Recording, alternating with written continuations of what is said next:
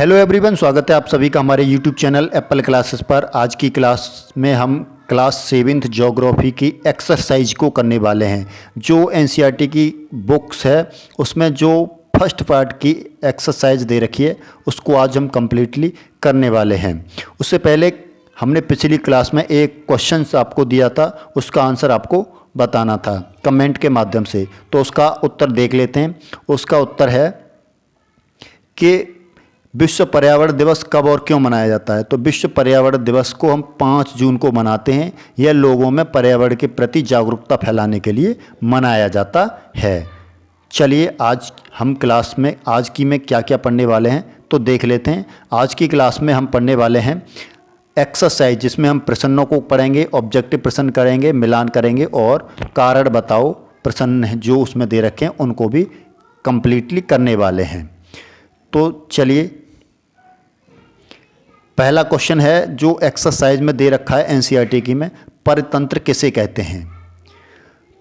तो वह तंत्र जिसमें समस्त जीवधारी आपस में एक दूसरे के साथ तथा पर्यावरण के उन भौतिक एवं रासायनिक कारकों के साथ क्रिया करते हैं जिनमें वो निवास करते हैं। यानी जहाँ भी वो रहते हैं, जहाँ भी उनके लिए जो भी चीज़ उपलब्ध है, हवा है तो हवा के साथ क्रिया करते हैं, और जितने भी घास है, जल है, उनके साथ वो क्या करते हैं, क्रिया करते हैं। यह सब ऊर्जा और पदार्थों के स्थानांतरण द्वारा होता है। तो उसमें होता क्या है, ऊर्जा और पदार्थों का स्थानांतरण होता रहता है। जीव जंतु जीवधारियों से पर्यावरण में, पर्यावरण से जीवधारियों में, यही परितंत्र में होता रहता है। दूसरा क्वेश्चन दे रखा है उसमें, प्राकृतिक पर्यावरण से आप क्या समझते हैं। तो पृथ्वी पर पाई जाने वाली समस्त जीव और अजीव परिस्थितियां मिलकर क्या करती हैं, प्राकृतिक पर्यावरण का निर्माण करती हैं। यानी पृथ्वी पर जितने भी सजीव और निर्जीव पदार्थ या वस्तुएं पाई जाती हैं वो सभी क्या हैं, एक प्राकृतिक पर्यावरण का निर्माण करती हैं। जैसे भूमि, जल, वायु, पेड़ पौधे, जीव जंतु, ये सभी क्या हैं, एक प्राकृतिक पर्यावरण हैं, एक प्राकृतिक पर्यावरण का निर्माण करते हैं। आगे क्वेश्चन है क्वेश्चन नंबर 3, पर्यावरण के घटक कौन कौन से होते हैं। तो सामान्यतः पर्यावरण के 3 घटक होते हैं, एक प्राकृतिक पर्यावरण, एक मानव निर्मित पर्यावरण और तीसरा मानव पर्यावरण। अगले क्वेश्चन को देखते हैं। अगला क्वेश्चन क्या कह रहा है, अगला क्वेश्चन है मानव निर्मित पर्यावरण के 4 उदाहरण दीजिए। मानव निर्मित पर्यावरण के 4 उदाहरण हैं इमारत, पार्क, सड़क और पुल। ये मानव निर्मित 4 पर्यावरण के उदाहरण हैं। आगे क्वेश्चन नंबर 5 है, स्थल मंडल क्या है। तो पृथ्वी की ठोस भूप्रकृति या ऊपरी कठोर परत को स्थल मंडल कहते हैं। यह प्रकृति जो है खनिज और चट्टानों से बनी होती है। नेक्स्ट क्वेश्चन है इसका, जीवीय पर्यावरण के 2 प्रमुख घटक क्या हैं। तो जीवीय पर्यावरण के 2 प्रमुख घटक हैं पादप और जंतु। ये जीवीय घटक के 2 महत्वपूर्ण घटक हैं। चलिए अगला क्वेश्चन देख लेते हैं। क्वेश्चन नंबर है 7, जैव मंडल क्या है। पादप एवं जीव जंतु मिलकर जैव मंडल या सजीव संसार का निर्माण करते हैं। यह पृथ्वी का वह क्षेत्र होता है जहाँ पर स्थल, जल और वायु मिलकर जीवन को संभव बनाते हैं। यानी वह स्थान जहाँ पर जीवन संभव हो पाता है उसे हम जैव मंडल कहते हैं। आगे एनसीईआरटी की बुक में जो सही चिन्ह लगाएं, जो 2 नंबर पर दे रखे हैं, यानी जिन्हें हम ऑब्जेक्टिव क्वेश्चन कह सकते हैं, उनके बारे में देख लेते हैं। तो पहला क्वेश्चन है, निम्न में से कौन सा प्राकृतिक परितंत्र नहीं है। तो मरुस्थल, ताल, वन। तो मरुस्थल भी प्राकृतिक परितंत्र है और वन भी प्राकृतिक वन तंत्र है। तो इसका ऑप्शन नंबर 2 सही हो जाएगा। जो ताल है वो मानव निर्मित परितंत्र होते हैं। चलिए नेक्स्ट क्वेश्चन को देखते हैं। नेक्स्ट क्वेश्चन है हमारा, इनमें से कौन सा मानव निर्मित पर्यावरण है। पहाड़, समुद्र, सड़क। तो मानव निर्मित पर्यावरण है सड़कें। सड़कें मानव के द्वारा बनाई जाती हैं। तीसरा है हमारा, इनमें से कौन सा मानवीय पर्यावरण का घटक नहीं है। तो मानवीय पर्यावरण का घटक नहीं है, वो है स्थल। स्थल जो है प्राकृतिक पर्यावरण के घटक के अंतर्गत आता है। बाकी के धर्म और समुदाय जो हैं मानवीय पर्यावरण के घटक होते हैं। चलिए और देख लेते हैं आगे। आगे है क्वेश्चन नेक्स्ट, निम्न में से कौन सा पर्यावरण के लिए खतरा है? पादप वृद्धि, जनसंख्या वृद्धि, फसल वृद्धि।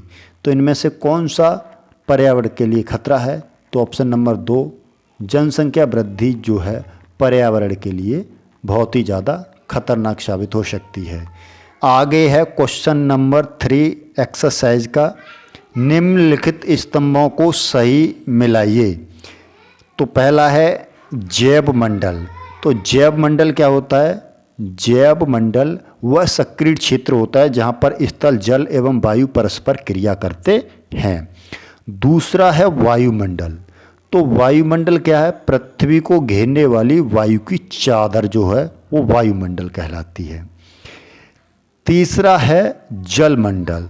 तो जलमंडल क्या है? जलीय क्षेत्र जो होता है उसको जलमंडल कहते हैं। चौथा है पर्यावरण। पर्यावरण क्या है? जीवों और उनके परिवेश के बीच में जो संबंध होता है वो पर्यावरण कहलाता है। पर्यावरण हमारे आसपास का जो क्षेत्र होता है वो भी पर्यावरण ही कहलाता है। तो इस तरह के आंसर्स इसके हो जाते हैं। आप यहाँ पर देख सकते हैं, मैंने आंसरों को लिख दिया है। चलिए और देखते हैं इसमें आगे क्या है। आगे है एक्सरसाइज का क्वेश्चन नंबर 4 जो है कारण बताइए। पहला है प्रश्न है मानव अपने पर्यावरण में परिवर्तन करता है, कारण बताइए क्यों करता है। तो कारण, मानव ऐसी अपनी आवश्यकताओं की पूर्ति करने के लिए करता है। यानी पर्यावरण में परिवर्तन मानव अपनी आवश्यकता की पूर्ति करने के लिए करता है। दिन प्रतिदिन मानव की आवश्यकताएं बढ़ती जा रही हैं जिससे पर्यावरण और अधिक परिवर्तित होता चला जा रहा है और मानव जाति के लिए तरह तरह के खतरे बढ़ते चले जा रहे हैं। इसीलिए हमें अपने पर्यावरण में परिवर्तन सावधानी पूर्वक करना चाहिए। हर काम को ज़रूरत के अनुसार ही करना चाहिए, यानी कि सतत पोषणीय विकास को ध्यान में रखकर सारे कार्य करने चाहिए। दूसरा क्वेश्चन इसमें दे रखा है, पौधे एवं जीव जंतु एक दूसरे पर आश्रित हैं, कारण बताइए क्यों आश्रित हैं। पेड़ पौधे जीव जंतु अपने आसपास के पर्यावरण पर निर्भर रहते हैं। पेड़ पौधे जीव जंतुओं पर निर्भर हैं, जीव जंतु पेड़ पौधों पर निर्भर हैं, पेड़ पौधे पर्यावरण पर निर्भर हैं, पर्यावरण पेड़ पौधों पर निर्भर है। तो क्या है? ये एक दूसरे से इंटरकनेक्ट हैं। प्राय ये सभी एक दूसरे पर आश्रित हैं। इसलिए क्या है? एक दूसरे पर आश्रित हैं। जल मंडल के बिना और वायुमंडल के बिना जीवन संभव नहीं हो पाता। इसके लिए जलमंडल, वायुमंडल और भूमि मंडल और जैव मंडल सभी मिलकर होने चाहिए, तभी जीवन बन पाता है। इसीलिए पेड़ पौधे जीव जंतु एक दूसरे पर निर्भर रहते हैं। इस पार्ट की जो एक्सरसाइज थी वो कंप्लीट हो चुकी है। इसी तरह के क्वेश्चन के लिए आप हमारे चैनल को सब्सक्राइब कर सकते हैं। सो थैंक यू, धन्यवाद।